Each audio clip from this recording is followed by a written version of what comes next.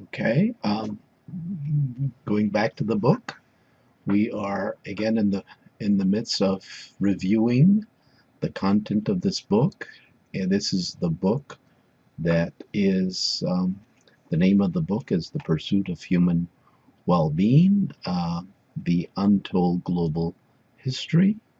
Um, the book is published by Springer, and I'm one of the editors of the book. My name is Joseph Sergi, and my co-editors is Richard Estes. And what we're going to do in this video is describe or give you just a brief synopsis of Chapter 9, which is the well-being in Canada and the United States. Now, this chapter is written by, again, my co-editors, co-editor Richard Estes, and he is a professor emeritus of social work and social policy in the School of Social Policy and Practice at the University of Pennsylvania. This is Philadelphia, United States. Also, Professor Land, Kenneth C. Land, is a professor emeritus of sociology in the Department of Sociology. That's Duke University in North Carolina, the United States. And we also have Alex Mikolos. He's a professor emeritus in political science from the University of Northern British Columbia. It's in Canada. We also have Rhonda Phillips, who is the Dean of the Honors College at Purdue University in Indiana in the United States, and myself, Joseph Sergi. I'm a management psychologist and also a professor of marketing, and I have a named professorship, which is called the Virginia Tech Real Estate Professor of Marketing. This is at Virginia Polytechnic Institute and State University, located in Blacksburg, Virginia, in the United States. Okay, on that note, we'll just start describing the chapter. The three countries of North America, Canada, Mexico, and the United States, make up one of the world's largest geographic regions, comprising more than 9.54 million miles of land mass, with a combined population in excess of 464 million people and a regional economy larger than 18.6 thousand million dollars in trillion.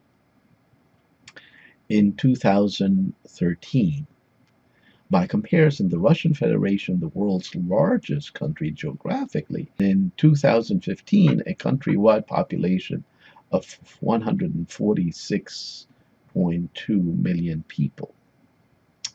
The borders of the North American region are defined by thousands of miles of mostly unguarded coastlines, including those along the Atlantic and Pacific Oceans, the Gulf of Mexico, and, in the case of Canada, the Arctic Ocean. Canada also includes 1.2 million square miles of Hudson Bay, the largest body of inland salt water in North America. The United States and Canada share the five Great Lakes, or inland seas: Lake Superior, Michigan, Huron, Erie, and Ontario. Together, the Great Lakes hold more than 94,000 miles of fresh water and serve as a major transportation networks that terminate in Canada and through their river system, the southern tip of northern Central America. The Great Lakes also feed the region's extensive Missouri east to west and Mississippi north to south rivers, which unite most geographic regions of the United States. The United States share land and water borders with Mexico and Central America, as well the latter being joined by the Gulf of Mexico, which is rich in fish, petroleum, and other natural resources that work to the benefit of all the countries that share access to the Gulf. The Gulf's rich salt waters. Thus, both Canada and the United States are Atlantic and Pacific powers. The United States is a major influence in Mexico and Central America, as well as because of the shared ties with the Gulf of Mexico. Since the late 19th and early 20th century, the three-nation region has been unified by an extensive railway network that connects all three countries to their respective major industrial and urban centers. Air transportation in the region is remarkably sophisticated and connects all of the region's major cities to one another and to the rest of the world.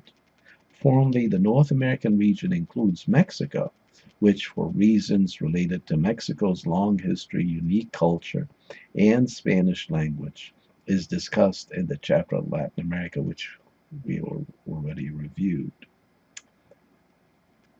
So again, we kind of concentrate on just Canada and the United States. And let me just sort of give you a conclusion, or a summary of the findings of that chapter. In summary, both Canada and the United States are among the countries of the world at the highest end of human development and quality of life well-being. With respect to the relative rankings of these two countries, the outcome depends on the specific indicators and indices that are used. In general, however, Canada tends to rank ahead of the United States on a number of well-being dimensions and indices, as indicated in the foregoing. The economic well-being of people in both countries is considered to be very high compared to the world at large. The United States continues to be the world leading economy in terms of both GDP overall and GDP per capita. The health well-being of people of North America continues to be highly favorable compared to the vast majority of countries worldwide.